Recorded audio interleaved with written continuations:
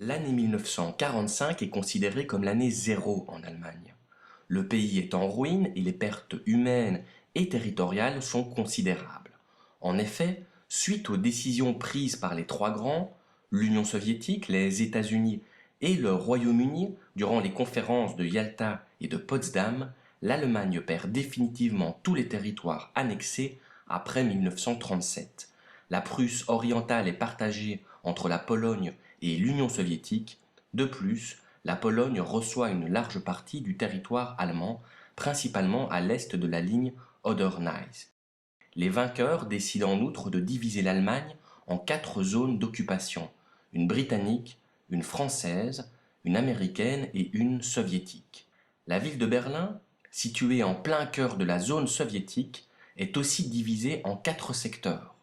Berlin-Ouest est occupé par les Français, les Britanniques et les Américains. Berlin-Est est occupé par les Soviétiques.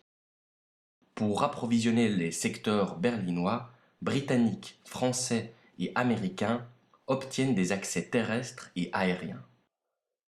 Très rapidement, les tensions montent entre les puissances occidentales et l'URSS. En effet, entre 1946 et 1948, l'Union soviétique installe des régimes pro-soviétiques en Europe de l'Est. En 1946, Churchill utilise l'expression rideau de fer pour exprimer la division de l'Europe en deux camps opposés, le bloc de l'Est, dominé par l'Union soviétique, et le bloc de l'Ouest, dominé par les États-Unis. Dès lors, l'Allemagne devient un enjeu de la guerre froide. Le blocus de Berlin est la première grande crise de la guerre froide. En 1948, les autorités américaines, britanniques et françaises fusionnent leurs trois zones. En réaction, l'URSS ferme les routes et les voies ferrées entre Berlin-Ouest et l'Allemagne occidentale. Une épreuve de force s'engage entre les Américains et les Soviétiques, entre Truman et Staline. La réaction américaine au blocus est immédiate et consiste en un pont aérien de C-54 pour ravitailler Berlin-Ouest. Après 11 mois, en mai 1949, Staline renonce au blocus.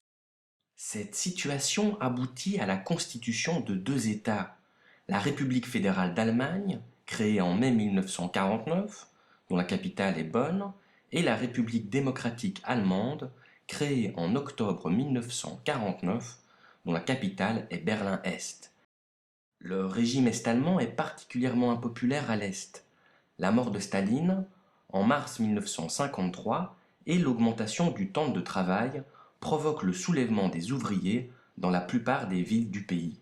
Le 17 juin 1953, des dizaines de milliers de manifestants se heurtent à la police de Berlin-Est, renforcée par les chars soviétiques à l'appel de Walter Ulbricht. La RDA doit affronter un autre problème de taille.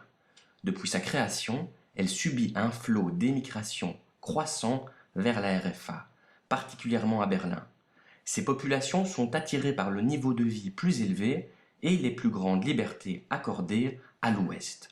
Environ 3 millions d'Allemands fuient la RDA par Berlin entre 1949 et 1961, privant le pays d'une main-d'œuvre qualifiée.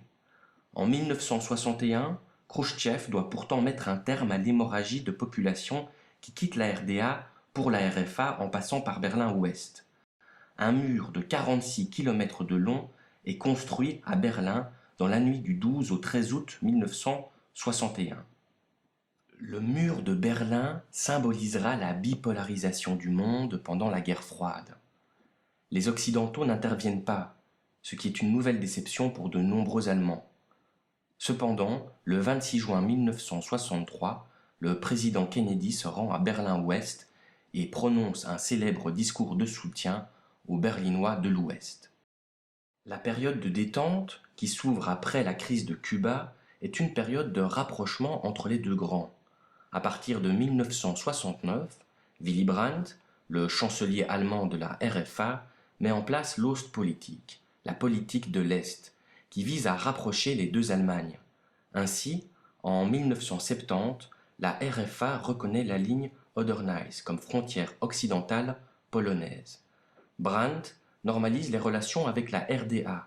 Dans le traité fondamental de 1972, les deux États reconnaissent que la souveraineté de chacun se limite à leur propre territoire. En 1973, les deux Allemagnes sont admises à l'ONU. Autre symbole médiatique, en 1974, les deux nations se rencontrent durant la Coupe du Monde organisée en RFA.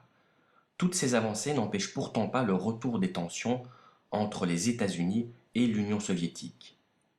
À partir de 1985, le nouveau premier secrétaire du Parti communiste d'Union soviétique, Mikhail Gorbatchev, souhaite démocratiser l'Europe de l'Est. Il promeut la glasnost, la transparence, qui favorise la liberté d'expression et l'accès à l'information. Mais il est rapidement débordé. En Pologne, des élections libres sont organisées en août 1989, amenant au pouvoir le premier gouvernement non communiste du bloc de l'Est. Le gouvernement hongrois démantèle le rideau de fer séparant la Hongrie et l'Autriche. Par la brèche, ainsi ouverte, 720 000 Est-Allemands gagnent l'Ouest et passent en République fédérale. Après la visite de Gorbatchev en Allemagne de l'Est, en octobre 1989, des manifestations populaires réclament des réformes démocratiques et la fin du monopole communiste. Le dirigeant Honecker est poussé à la démission. Le 9 novembre 1989, le mur de Berlin, symbole de la guerre froide, tombe. En Europe centrale et orientale, les régimes communistes s'effondrent les uns après les autres. Le 3 octobre 1990 est signé le traité 4+2, marquant l'unification de l'Allemagne. La RDA se fond dans la CEE et Berlin redevient la capitale du pays. Anéantie en 1945, divisée pendant près de 40 ans, l'Allemagne fut un des symboles de la guerre froide et de la bipolarisation du monde. Si après la chute du mur, elle est une grande puissance économique, la réunification allemande provoquera une série de difficultés économiques et sociales, en particulier à l'Est.